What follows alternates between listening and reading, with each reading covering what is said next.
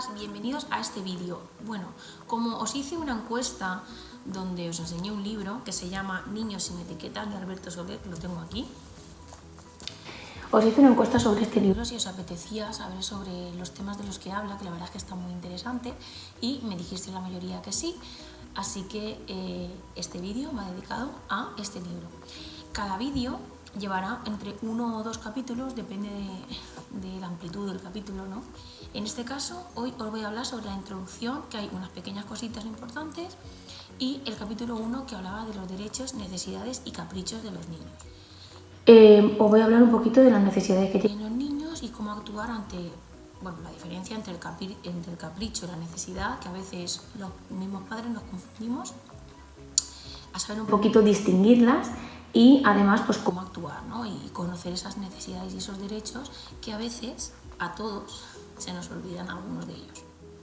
En el prólogo habla de cómo una misma palabra de un familiar le afectó a él siendo niño, y lo que nos quiere llegar a decir con esto es que a veces una misma palabra para un niño carga mucho sentimiento, al igual que los adultos, y al final cuando a ti te dicen que eres así, o eres de una determinada manera, o eres gruñón, o eres cariñoso, o eres sensible, eres cabezota, al final el niño se define así y se comporta como tal.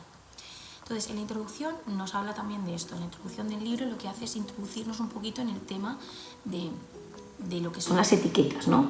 Hay dos tipos de etiquetas. Está la etiqueta que los mismos padres o maestros o personas que estamos con el niño, ¿no?, directamente les damos sin querer, evidentemente, como por ejemplo, pues eres un desobediente, eres un gruñón, no te estás portando bien, te estás portando mal, eres malo, pues eres un mal comedor, no comes nada. O sea, todas esas frases que muchas veces vienen con no, otras solamente con la palabra. Bueno, pues esas etiquetas, bueno, esas palabras, mejor dicho, se consideran etiquetas, porque ya estás etiquetando a un niño, o sea, como prejuzgándolo en ese sentido y juzgándolo por un comportamiento, no por cómo es el niño. O sea, un comportamiento es un comportamiento que puede definirte en una situación determinada cómo eres o cómo te estás comportando. Pero no es que el niño sea así, a lo mejor ha sido desobediente pues porque en ese momento pues no entiende la situación o hay algo que no le ha gustado. Entonces, primero hay que ponerse en la situación del niño, qué es lo que le preocupa, le perturba, le molesta, le entristece, antes que juzgar al niño, ¿no?, con esas etiquetas. Y etiqueta, que hay etiquetas que evidentemente por algo clínico se deben de poner, pero no por nada, sino para que los recursos adecuados, ya sean psicólogos, psicopedagogos, pediatras, maestros, especialistas en una determinada área, atiendan adecuadamente a esos niños, como por ejemplo síndrome de Down, si es una etiqueta, ¿vale? Y muchas personas, el síndrome de Down es súper común, bueno, dentro de los trastornos, síndromes, etcétera, es el más común, además físicamente se ve, entonces mucha gente lo conoce, pero hay otro, por ejemplo, el trastorno autista, o el retraso global del desarrollo, bueno, dislexias, dilalias, problemas en el habla, ya como retraso siempre del lenguaje, bueno, todo eso son etiquetas, porque realmente son etiquetas, pero son de diagnóstico, es decir, como he dicho, clínico, diagnóstico, para poder llevar a cabo una serie de recursos, tanto materiales como personales, que ayuden al niño o a la niña a desarrollarse de una manera mejor, para ayudarlo, o sea, no por ponerle una etiqueta, que eres esto, eres lo otro. Bueno, pues esto es resumidamente lo que dice en la introducción. Es verdad que aquí tengo unas frases que todos hemos dicho en algún momento, todos, y son, bueno, este hombre estaba en la playa, eso es lo que cuenta, ¿no? Y, bueno, este hombre no, era un amigo de él que trabajaba con él o algo así, y anotó pues las frases que más decían los padres a los niños, ¿no? Y son estas.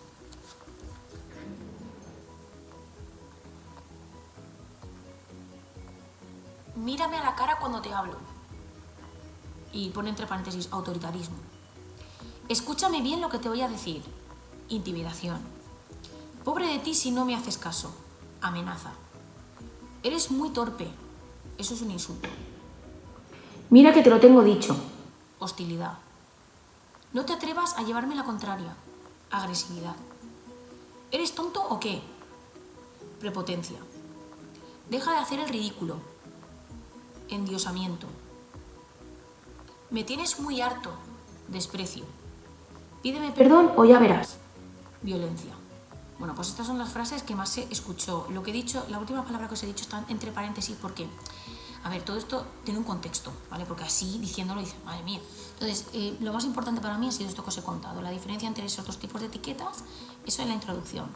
Y, pues, las frases estas que todo el mundo dice, que me ha resultado muy, muy interesante que las supiera ahí, porque todo el mundo lo hace y lo hacemos sin darnos cuenta, que eso es lo mejor y lo peor, o sea, que lo mejor es que lo hacemos sin darnos cuenta, cosa que no hacemos la mala intención de herir a nuestros hijos, evidentemente, como cualquier padre, cualquier madre que quiere lo mejor para sus hijos, pero nunca sabemos ese doble sentido o cómo puede impactar al niño, que es lo interesante de aquí. A continuación os voy a hablar sobre el capítulo 1, que como os he dicho, hablaba de las necesidades de los niños, que tienen unos 4 o 5 tipos de necesidades, y el capricho, ¿no? La diferencia entre necesidad y capricho, y los derechos de los niños, muy, muy importante. En primer lugar, este señor habla sobre los derechos de los niños. Todo el mundo sabe que el día 20 de noviembre es el Día del Niño, bueno, de los derechos del niño y tal. Perfecto.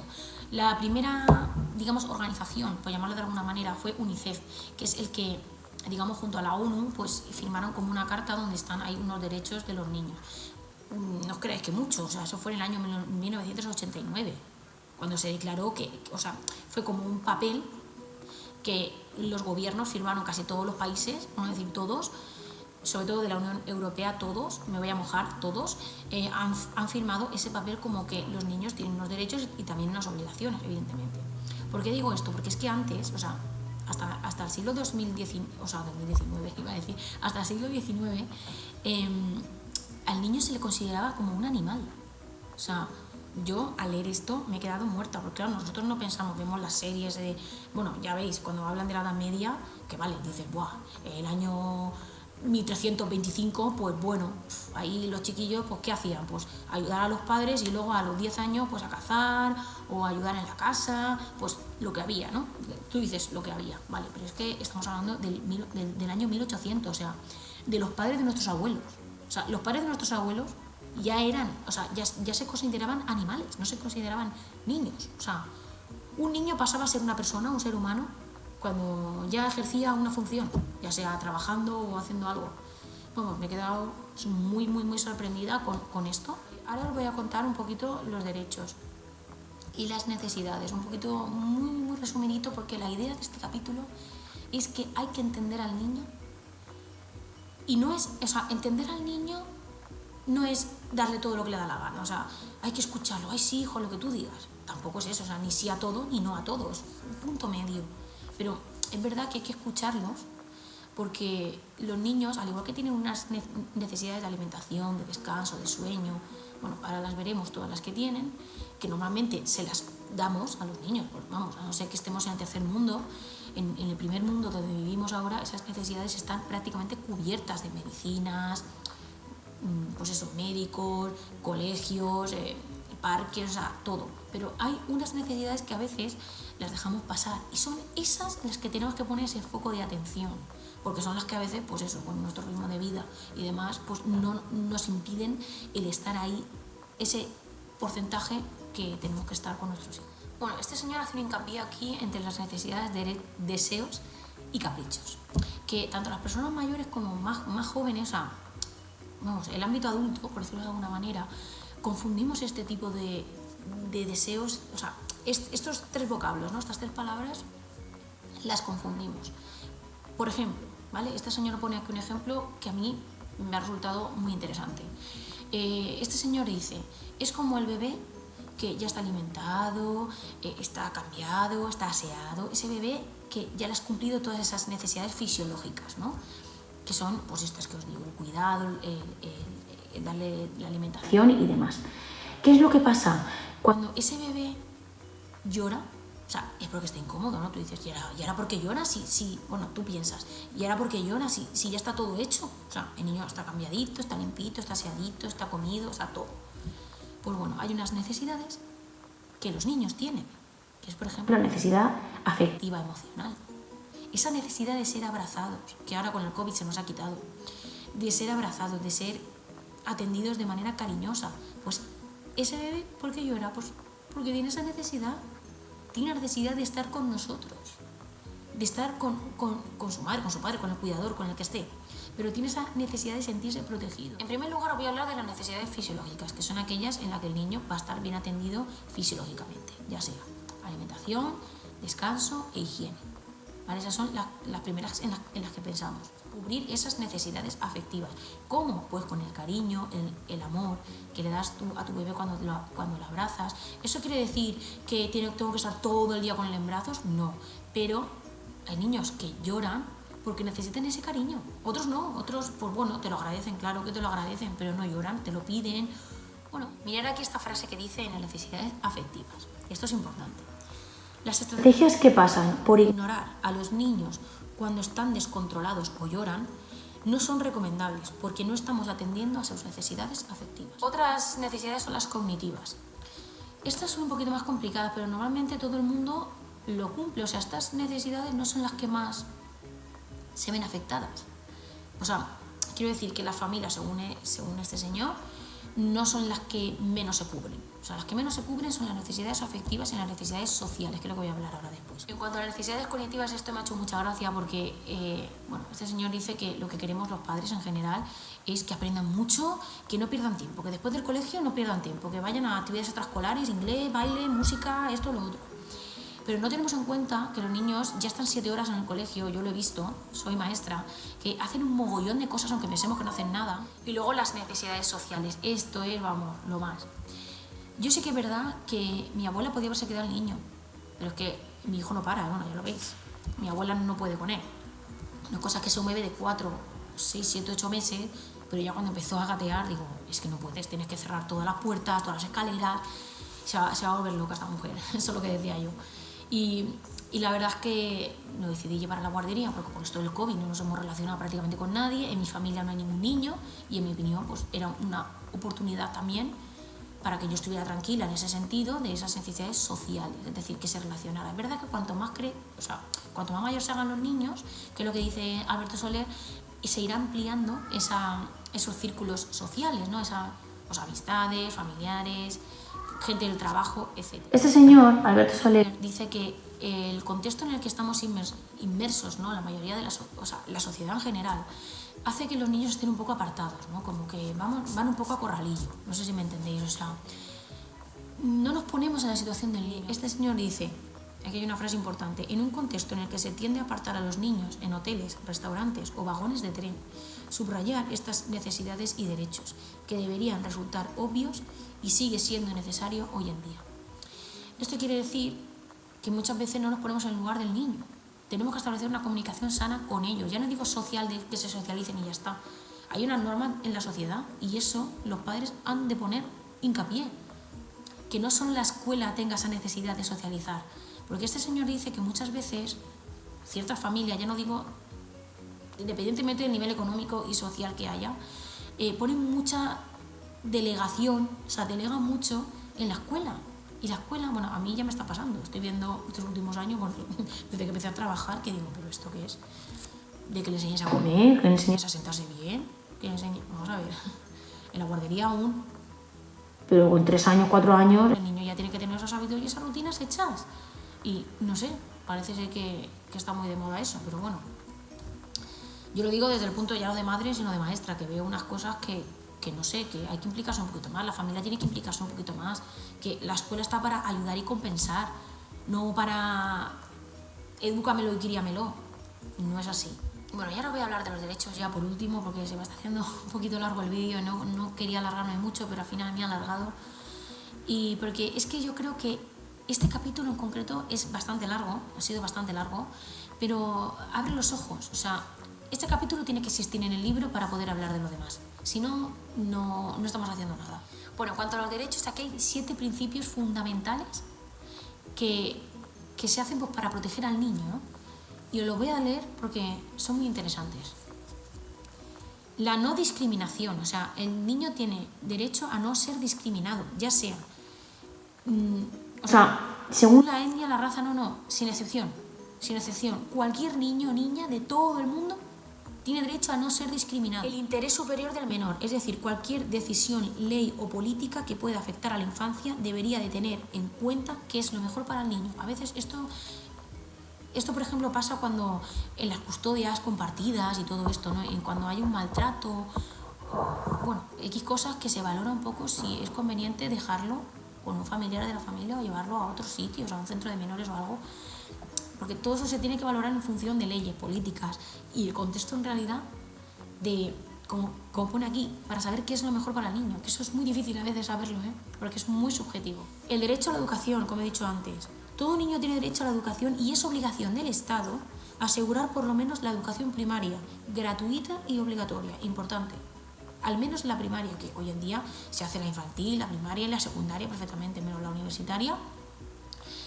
El Estado lo ha ido ampliando, ya no digo aquí en España, sino en muchos países. El derecho a la vida, a la supervivencia y al desarrollo. Todo niño tiene derecho intrínseco a la vida y es obligación del Estado garantizar la supervivencia y el desarrollo del niño. Por ejemplo, cuando hay niños en condiciones de hacinamiento, de desprotección, ¿no? Cuando, pues, yo he tenido niños que los ponen en invierno como si fuera verano y en verano como si fuera invierno. O vienen con zapatillas de dormir a casa, o vienen con las zapatillas rotas. El derecho a la participación, muy importante, este es el que quiero hablaros. Los menores de edad tienen derecho a ser consultados sobre las situaciones que les afecten en primera persona y que sus opiniones sean tomadas en cuenta. Esto hoy en día no se cumple, bueno, muy poco, pero entonces parece que como que estás dándole siempre el capricho, ¿no? Pero depende, porque si es una opinión que le afecta a él directamente, lo mejor es que se consulte al niño, que haya una democracia ahí, que se pueda hablar, una comunicación sana. Otro sería el derecho a la vivienda digna, importante, las condiciones de hacinamiento que he dicho antes. Todos los niños tienen el derecho a vivir en un espacio adecuado para su desarrollo, y yo sé, de primera línea, que hay niños que ese espacio no lo tienen. Es verdad que las familias se esfuerzan mucho y son personas que no tienen recursos económicos, su nivel social es muy bajito, pero se esfuerzan y eso es lo que yo me quedo con eso, la verdad. Que hay veces que, oye, que el hogar pues, no es que sea digno, pero bueno, si el niño está bien, pues el niño viene bien, está feliz y tal, pues eso es lo que cuenta. Y el último es el derecho a la familia. Todo niño tiene derecho a tener una familia que lo quiera y que lo cuide. Este derecho me encanta. Fíjate tú, un derecho. Derecho a la familia. ¿Por qué lo pondrá? Porque habrá niños que no tienen ese derecho, que todavía se les sigue negando ese derecho. Y no digo aquí en España, sino en otros países. Y la verdad es que ese derecho es el mejor. El derecho a la familia es, para mí, el más importante. Y este señor aquí hace hincapié en algunos artículos, que no voy a leer, artículo tal, y te lo cita y tal. Pero aquí hay uno que es el derecho de la participación, que este me parece muy interesante, que es el que os he dicho, ¿no? Esa participación que a veces negamos al niño. Pero no porque no queramos, es que no nos damos cuenta. La participación es importante con los niños, hay que participar, hay que hacerlos partícipes. Los niños tienen que sentirse importantes. Y por último voy a terminar el vídeo con una frase que me ha gustado mucho. Una casa en la que todos se sientan cómodos para expresar su opinión, donde se sientan respetados y valorados, será un lugar mejor en el que crecer y desarrollarse como personas. Importantísimo. Todo el mundo busca una educación integral para su hijo porque quiere crecer en valores, una educación, ya sea pública o privada, me da igual, pero que el niño sepa de todo, que el niño, pues esas necesidades cognitivas que hemos hablado antes. Pero es que lo más importante es una casa, un hogar en el que el niño se sienta comprendido, donde se pueda expresar libremente su opinión y ser escuchado. Porque es que se va a desarrollar, ese desarrollo integral va a ser un bucle, se va a retroalimentar todo eso. Y eso es con lo que yo me quedaría aquí. Así que nada, nos vemos el próximo mes, en mayo, con el capítulo 2, que os voy a decir cuál es el capítulo 2, porque no me lo sé.